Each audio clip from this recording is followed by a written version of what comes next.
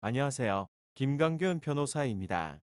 오늘은 본 채무의 소멸시효 완성 전까지 해제권을 행사하지 않는 경우에 남겨지는 법률 문제를 살펴봅니다. 최근 소멸시효 등과 관련하여 중요한 판결이 나왔습니다. 이에 대법원 판결을 소개합니다. 대법원 2022년 9월 29일 선고 2019-20만 4593 판결입니다. 사실관계 시회사는 공동주택건설 사업을 하는 과정에서 피고와 사이에 이 사건 부동산을 3억 원에 매수하는 내용의 매매 계약을 체결하였습니다.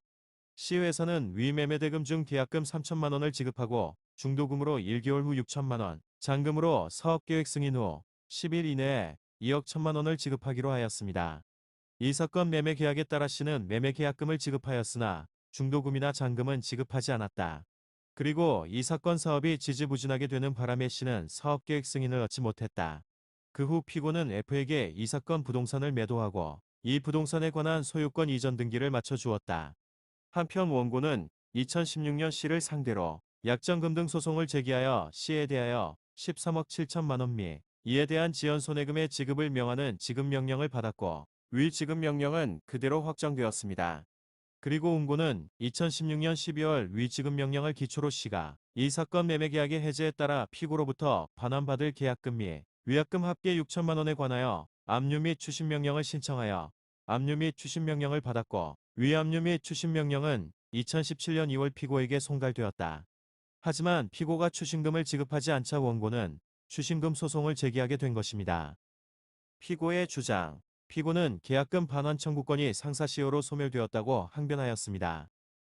원심의 판단. 이에 대해 원심은 계약 해제로 인한 원상회복 청구권이 소멸시효는 해제 시, 즉 원상회복 청구권이 발생한 때로부터 진행하게 되는 것이라고 전제하였습니다.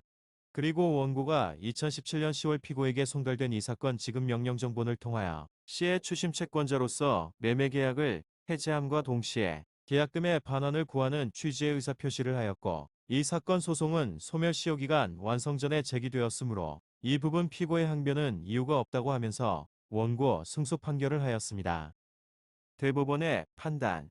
대법원은 원심을 파기하고 사건을 원심법원으로 환송하였습니다.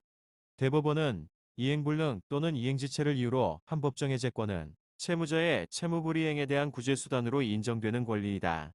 따라서 채무자가 이행해야 할 본래 채무가 이행불능이라는 이유로 계약을 해제하려면 그 이행불능의 대상이 되는 채무자의 본래 채무가 유효하게 존속하고 있어야 한다. 민법 제167조는 소멸시효는 그 기산일에 소급하여 효력이 생긴다.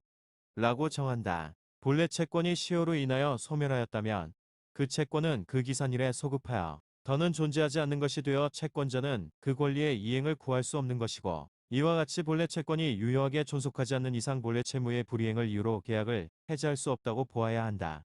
결국 채무불이행에 따른 해제의 의사표시 당시에 이미 채무불이행의 대상이 되는 본래 채권이 시효가 완성되어 소멸하였다면 채무자가 소멸시효의 완성을 주장하는 것이 신의성실의 원칙에 반하여 허용될 수 없다는 등의 특별한 사정이 없는 한 채권자는 채무불이행 시점이 본래 채권의 시효 완성 전인지 후인지를 불문하고 그 채무불이행을 이유로 한 해제권 및 이해 기한, 원상회복 청구권을 행사할 수 없다.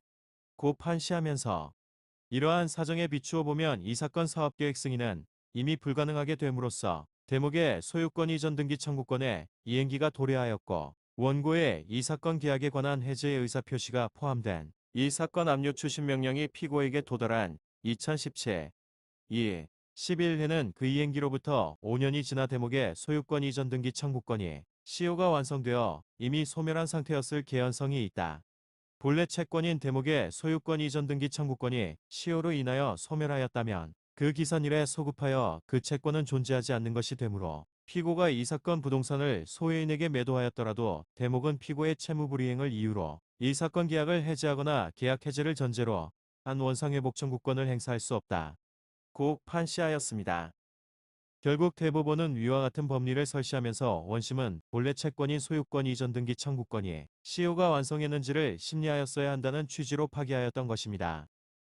오늘은 본 채무의 소멸시효 완성 전까지 해제권을 행사하지 않는 경우에 법률 문제를 살펴보았습니다.